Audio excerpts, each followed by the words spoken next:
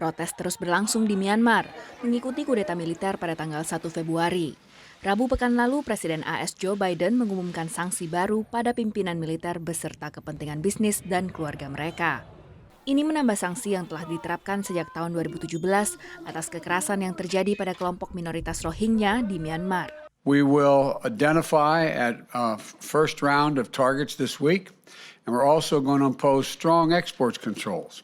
We're freezing U.S. assets that benefit the Burmese government while maintaining our support for healthcare, civil society groups, and other areas that benefit the people of Burma directly. Dengan hubungan ekonomi yang terbatas dan sanksi yang sudah diterapkan, pengaruh AS terhadap Myanmar sebenarnya tidak terlalu besar. Tapi menurut analis, sanksi pada junta militer dan diimbangi sanksi dari sekutu AS bisa jadi berdampak. Maybe in cooperation with other parties, the Japanese, for instance, who are major players in the economy, the U.S. can help shift the cost-benefit analysis a little bit and incentivize compromise and a return to democracy.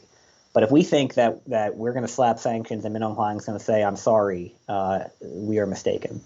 Pemerintah Biden bekerja sama dengan sekutu regional, termasuk Jepang, India, dan Perhimpunan Bangsa-Bangsa Asia Tenggara (ASEAN) yang telah menunjukkan dukungan atas upaya AS untuk menjangkau Myanmar. Continue engagement, prevention of isolation of Myanmar, and to have U.S. Play a constructive role in trying to reach this broad consensus.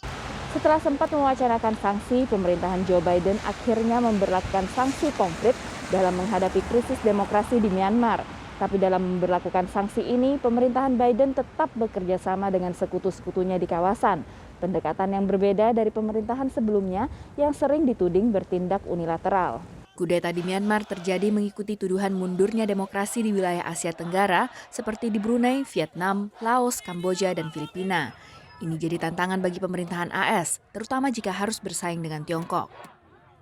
How do we compromise and play the long game and keep channels open even with regimes that we object to?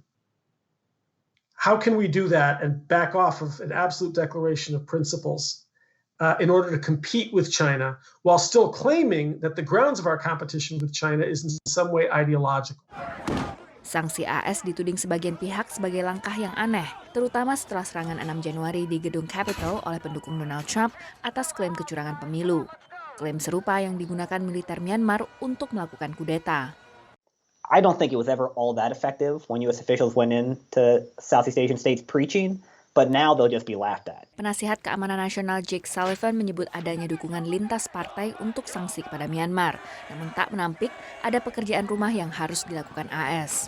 Pulling our country together, revitalizing our own democratic foundation, building more unity, as President Biden has talked about, that will be an important part of us operating effectively in the world. Analis juga menilai akan sulit bagi sebagian sekutu AS di wilayah Asia Tenggara untuk percaya dengan Amerika, terutama ketika kebijakan luar negeri AS berubah setiap ada pemerintahan baru. Demikian laporan tim VOA.